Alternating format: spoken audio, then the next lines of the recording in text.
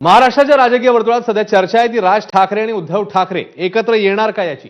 अनेक नेत्यांनी तसे संकेत दिले आहेत। अशातच आता ज्युनियर ठाकरे देखील युतीवर व्यक्त होऊ लागले। दोनच दिवसांपूर्वी आदित्य ठाकरेंनी सकारात्मक प्रतिक्रिया दिल्यावर आज राज ठाकरेंचे पुत्र अमित ठाकरे यांनीही एकत्र येण्यावर काहीच हरकत नाही असं सूचक वक्तव्य केलंय। त्यांनी मनसेकडून 2 वेळा प्रयत्न झाला अशी आठवणही करून देताना आता त्यांची इच्छा असेल तर फोन करावा अशी सूचना केली आहे। त्यामुळे उत्सुकता लागून असलेल्या ठाकरे बंधूंचा युतीबाबतचा अंतिम निर्णय काय होतो पाहणं महत्त्वाचं आहे।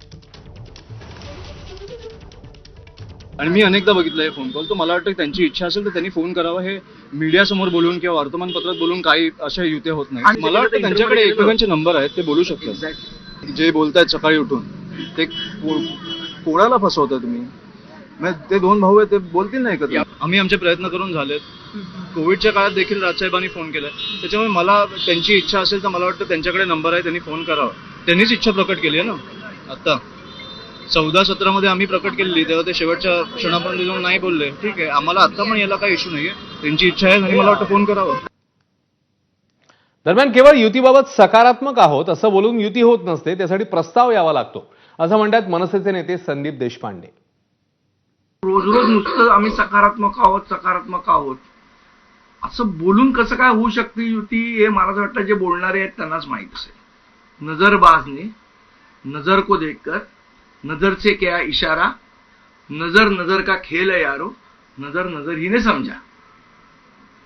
हे सगळं दुरून डोंगर साजरे आहेत। याच्यामध्ये कुठलेही कुठला प्रस्ताव आम्हाला आलेला नाही। ज्या दिवशी येईल त्या दिवशी निश्चितपणे सन्माननीय राजसाहेब ठाकरे योग्य तो निर्णय त्याच्यावर घेतील। तर मनसे नेते अविनाश जाधव यांनी युतीसाठी आम्ही तयार आहोत, उद्धव ठाकरेंनी राज ठाकरेंना फोन करावा असं सुचवलंय। मला असं वाटतंय की या सर्व गोष्टींची सुरुवात ही सन्माननीय राजसाहेबांच्या त्या भाषणामुळे झाली होती। आणि सन्माननीय राजसाहेब पहिले नेते असे होते की ज्यांनी म्हटलं की आमच्या वादापेक्षा मला महाराष्ट्राचं आणि मराठी माणसाचं हित महत्वाचं आहे। सो याची सुरुवात आम्ही केलेली आहे। आता जर तुम्हाला असं वाटत असेल की आमच्याकडनं अशी कुठली पावलं उचलली जावत असेल तर उद्धव साहेबांकडे सन्माननीय राजसाहेबांचा मोबाईल नंबर आहे, त्यांनी कॉल करावा आणि प्रस्ताव द्यावा। आम्ही तयारच आहोत। आम्ही आमची पावलं ही थोडीशी शांतपणे टाकत आहोत। योग्य वेळेला सन्माननीय राजसाहेब आमचं पहिलं पाऊल पुढे टाकतील। राज ठाकरे अटी शर्तीवर नाही चालत। तुम्ही प्रेमाने त्यांना जिंकू शकता, अटी शर्तीवर तुम्ही त्यांना नाही जिंकू शकत। तुम्ही ठरवलंय ना मराठी माणसाचं हित बघायचं, मग अटी शर्ती घालू नका, जे होईल ते नंतर बघू। दरम्यान महाराष्ट्र हितासाठी कोणत्याही त्याग करायला तयार आहोत अशी प्रतिक्रिया दिली ठाकरेंच्या शिवसेनेचे नेते खासदार संजय राऊत यांनी। आपण पाहूया। मराठी माणसाचा विचार घेऊनच राज ठाकरे यांनी एक स्वतंत्र संघटन उभं केलं आणि अशा सगळ्या संघटनांनी पक्षांनी मग प्रकाश आंबेडकर जे असतील तेही या विषयावर बोलतायत। त्या सगळ्यांनी एकत्र आलंच पाहिजे, नाहीतरी मुंबई आपल्या हातात राहणार नाही। ती आताच आमच्याकडून आमचे पक्षप्रमुख माननीय आदित्य ठाकरे हे एका सुरात बोलतायत की आम्ही सकारात्मक आहोत। महाराष्ट्र हितासाठी आम्ही कोणताही त्याग करायला तयार आहोत। दरम्यान राज्यभरात ठाकरे बंधू एकत्र येणार का असा प्रश्न विचारला जात असताना भाजप आणि शिंदेची शिवसेना या पक्षाच्या नेत्यांना मात्र राज आणि उद्धव ठाकरे हे एकत्र येणार नाहीत असं वाटतंय। पाहूया।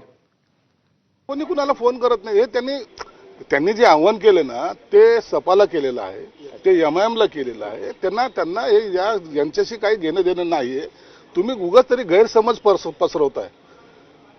ते दोघं बंधू एकत्र येणार नाही। जे मांडणी त्यांना करायची ना तर हिंदुत्ववाले जे काही पक्के विचार घेऊन चाललेत ना त्यांना ही वेगळ्या पद्धतीची मांडणी करायची आणि त्याची सुतोवाच त्यांनी केलेलं आहे। रोजीरोटीचा प्रश्न आला असल्यामुळे पोटा पाण्याचा प्रश्न आल्यामुळे आता राजसाहेबांना गोंजारत बसायचं, हाच कार्यक्रम सुरू आहे। म्हणून राजसाहेब सुज्ञ आहेत। कोणाचं कुटुंबीय एकत्र येत असेल तर आम्ही अतिशय आनंदी आहोत, पण शेवटी राजसाहेबांना केलेला अपमान, त्याचा केलेला अपमान हे मला वाटते की राजसाहेब आतापर्यंत विसरले नसतील।